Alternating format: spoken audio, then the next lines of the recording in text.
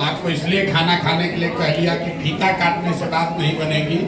अगर आप समय निकाल कर आए हैं तो आपके विचार, आपके अनुभव, आपके सुझाव, आपके प्रश्नों से अपने आप को वाकिफ करना चाहता हूं। आप लोग समय निकाल कर आए हैं, इसके लिए आपका धन्यवाद भी करना चाह रहे हैं। जो भी आपके प्रश्न हैं, सुझाव हैं, शिकायत है या जो भी आपकी भावना है, आप स्वतंत्र रूप से उसको व्यक्त कर सकते हैं। अगले 2 घंटे तक मैं यहाँ पर आपके बीच रहूँगा। आप इत्मीनान से समय लेकर अपनी बात रखें और मुझे जो अपनी बात जहाँ कुछ समझ में आएगी तो बात भी करेंगे।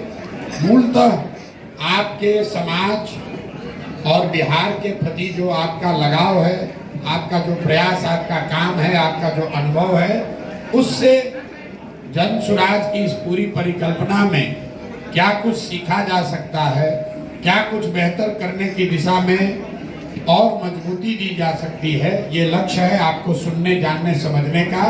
तो उस नज़रिए से आप सिविल सोसाइटी ऑर्गेनाइजेशन को रिप्रेजेंट करते हैं।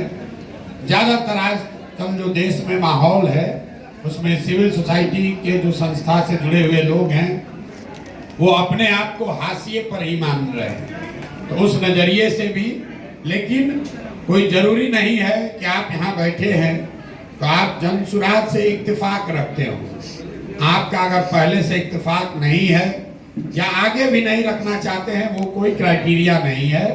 हम आपसे बिहार के उस नागरिक के तौर पर मिल रहे हैं जो सामाजिक स्तर पर यहाँ पर कोई ना कोई अपने स्तर पर प्रयास कर रहा है, जिसकी कुछ न कुछ समझ समाज की, बिहार की सरकार की, व्यवस्था की है।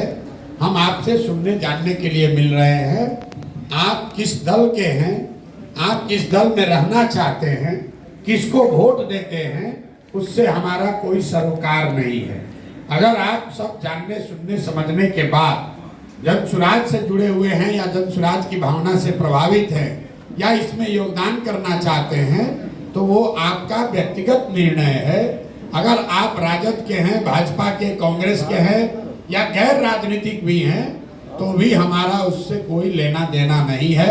आप स्वतंत्र होकर जन सुराज की परिकल्पना, प्रयास का क्रिटिसिज्म भी, आलोचना भी कर सकते हैं और बिहार के समाज में अपने अनुभवों के आधार पर अगर कुछ सुझाव देना चाहते हैं तो सुझाव भी दे सकते हैं। बहुत बहुत धन्यवाद।